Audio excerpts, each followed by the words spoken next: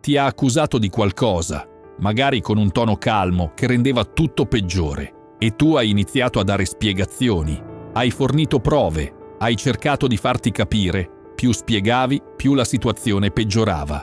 Non è una coincidenza, è esattamente quello che stava aspettando. Oggi ti spiego perché ogni parola che usi per difenderti diventa uno strumento nelle sue mani. E cosa fare invece? Benvenuto su Motivazione Stoica.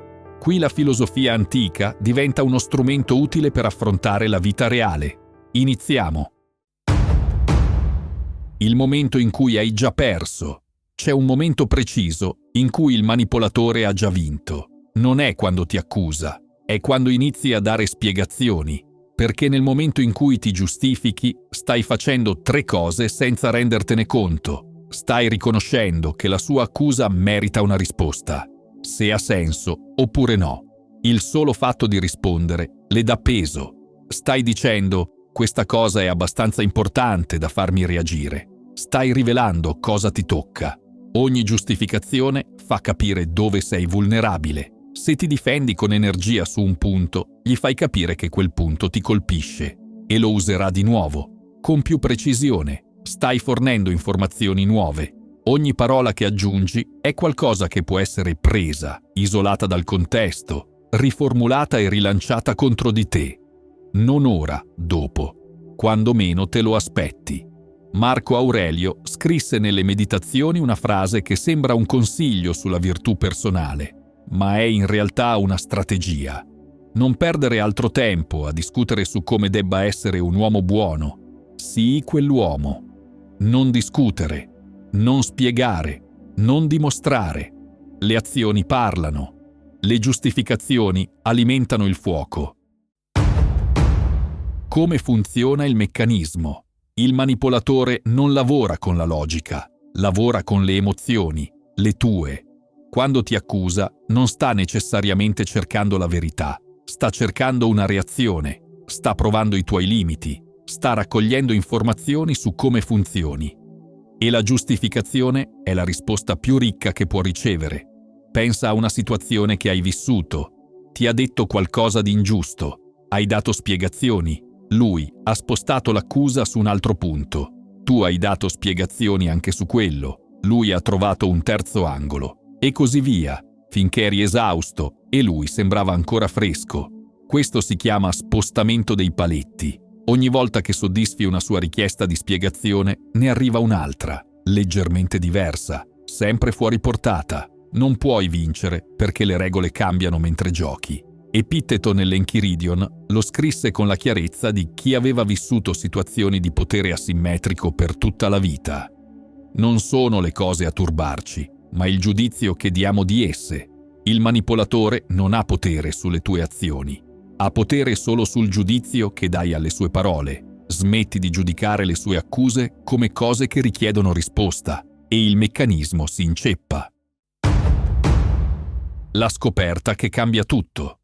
Fermati un secondo. Pensa all'ultima volta che ti sei giustificato con questa persona.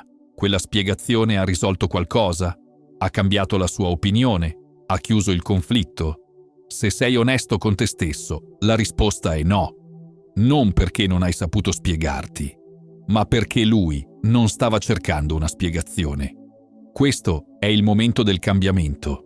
Quando capisci che non stai perdendo un dibattito, ma stai partecipando a un gioco in cui l'unica mossa vincente è non giocare. Gli stoici chiamavano questo principio con un concetto preciso: distinguere ciò che dipende da noi da ciò che non dipende da noi.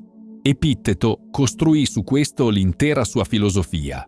Fai tutto quello che è in tuo potere e accetta il resto come viene.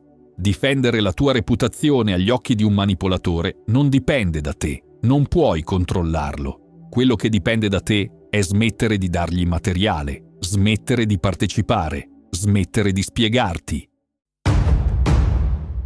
Cosa fare invece? 3 sostituzioni pratiche, immediate.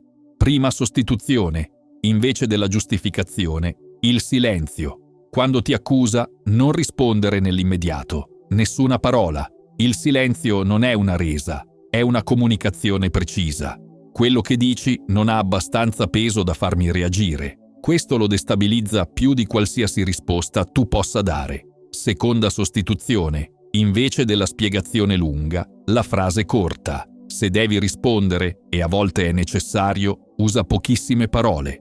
Non è così. Fine. La vedo diversamente. Fine. Niente dettagli, niente prove, niente elaborazioni, meno dai, meno a.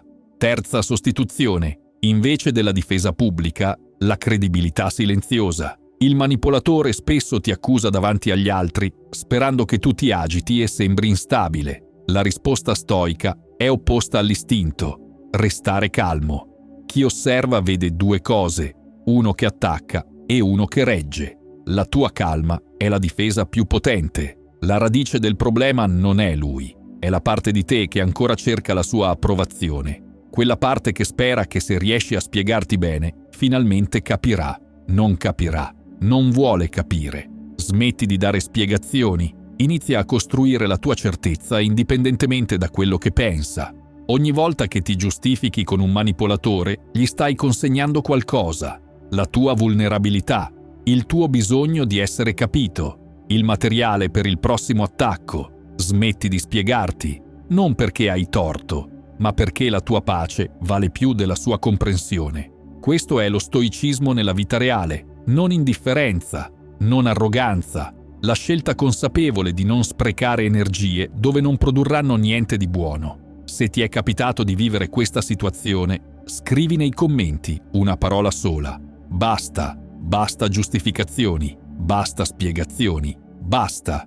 E se conosci qualcuno che si consuma a difendersi, condividi questo video con lui.